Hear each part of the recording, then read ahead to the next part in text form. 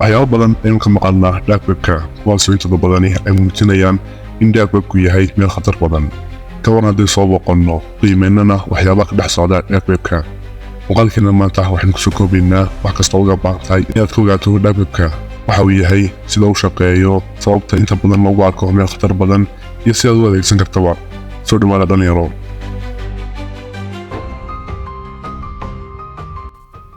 dark web waa qayb ka mid ah internetka kaasi oo loo qaybiyo 3 qaybood oo kala ah surface web oo ah kaniisada maalinlaha oo adeegsano ee ku jira websiteska sida Google, YouTube iyo kuwa la midka ah.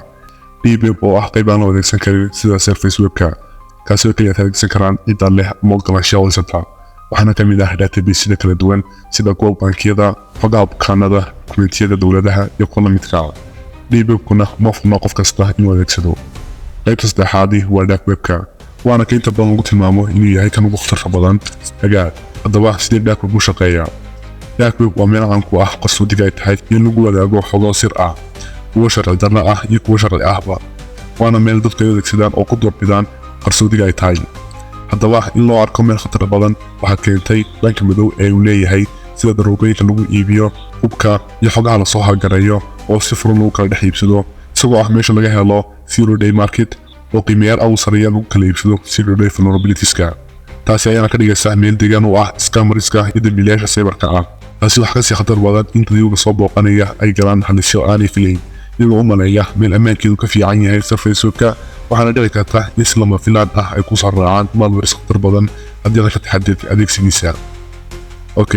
intaasi inoogu filan hordhac aynu soo booqanno dark webka inagoo taxadir samaynayna. waxaynu ugu horreynba sameynaynaa inaynaan adeegsan kombiyuutarkeena caadiga ah ee shaqooyinkeena maalinlaha u adeegsano. beddelkeedana waxaan adeegsanaa virtual machines kala ah VirtualBox iyo Windows oo ah distribution Linux ah kaasoo ammaankiisu aad u sarreeyo laguna talagalay in lagu adeegsado dark webka iyo meelaha anonymity-gu muhiimka yahay. soo degso labadan waxaana linkiyada ka heli kartaa description-ka ama website-kooda sida virtualbox.org iyo windows.org. labadan oo isku daray waxay noo ogolaanayaan inuu si amni ah u adeegsan karno dark webka inagoo ka cabsi qabin in IP address-keenu leak ku dhaco ama tracking lagu samayn karo. markii soo degsano labadaas wax soo kici VirtualBox waxaana taabataa file kadibna dooro import appliances waxaana doorataa Windows filekii aan soo degsanay. import taabo kadibna waxay noo soo baxaya Windows Gateway iyo Windows Workstation. marka hore soo kici gateway-ga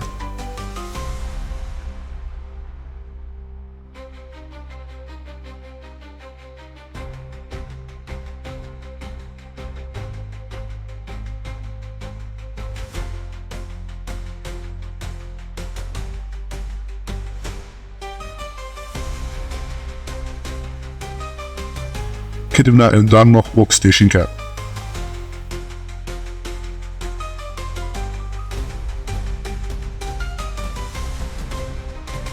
intuu ka dhammaanaysid appka Tor markuu dhammaadana halkan ka soo fur browserka sida halkan nooga muuqatana Tor oo inoo shaqaynaya. haddaba dooro mid ka mid ah browserskan tusaale ahaan waxay dooranaynaa Nehemia kadibna halkan ka search gareyn kartaa websiteska ku jira dark webka. waxayna marka hore booqanaynaa dark web oo ah website ay ku kaydsan yihiin inta ugu caansan ciwaanada websiteska dark webku. sida halkan nooga muuqata waxaa jira waxyaabo badan oo kaa yaabinaya markaad soo gasho meeshan sida websiteska daroogada, kuwa hubka laga iibsado, kuwa hackeriska, laakiin sida qof kasta iska fahmi karo intooda ugu badani waa fake iyo scammers oo waxaynu ognahay in xitaa agentiyada sirdoon ee dowladuhu tixraaci karaan websiteskan. sidaa awgeed marka hub iyo waxyaabaha sharci darra la kala iibsanayo dark webka waxaa la maraa luuqyo khaas ah marka intaas qof kasta iska fahmaya. haddaba bal aynu soo booqanno qaar ka mid ah websiteska ugu caansan dark webka kuwaasi oo la ka heli karay surface webka. waxayna soo qaadanaynaa Reddit oo ah Reddit-ka dark webka. Reddit waa platform lagu wadaago su'aalaha oo looga doodo mowduucyo kala duwan. marka Reddit waa Reddit-ka dark webka oo waxaa xogaha lagu wadaagaa sida Reddit-ka caadiga ah aynu naqaano. waxaa sidoo kale lagu wadaagaa linkiyada websiteska waaweyn oo waxyaabaha uu kaga duwan yahay dark webku. surface webka waxaa ka mid ah in websites ay gurguraan si looga hortago in hal meel lagu barto sidaasna lagu tixraaci karo. marka websitesku markay guuraan waxaa linkiyadooda lasoo geliyaa Reddit. waxaan sidoo kale soo booqan karnaa Exploit-in oo ah suuq lagu kala iibsado vulnerabilitieska laga soo helo laguna sheekareeyo xogaha la xidhiidha hacking-ka. haddii aad rabtid xogta sugaatana si fudud ayaad u sii upgrade kartaa. Okay, waxaa sidoo kale jira website-kan lagu magacaabo Hidden Wiki oo isna aad ka helayso linkada websites badan oo jira dark web-ka. sidaan hore usoo xusnay waxaa jira websiteska dark web inay marar badan ka guuraan linkiyada lagu aqaanay, markaasoo kalena halkan ayaad kasoo helaysaa linkiyada cusub. waxaa sidoo kale ka dhex jira dark web-ka social networks u khaas ah dark web-ka, waxaana ka mid ah Galaxy oo ah social network la mid ah Facebook oo kale, taasi u khaas ah dark web-ka. Okay, xasuusnow meeshan waa meesha khatarteedu badan tahay oo ay kaasoo raaci karaan malwares khatar badan, markaa ka taxadir adeegsiga dark web-ka. wax kastoo ku dhex aragtana ma ahan run. hagaag, intaas ayaan kusoo koobaynaa booqashadeennii dark web-ka. wada horma booqotay dark web-ka, maxaase kaa yaabiyey? arrintaada nagula wadaag qaybta commentiga. ani laabinaad sabirto K-Tech Somali. mahadsanid.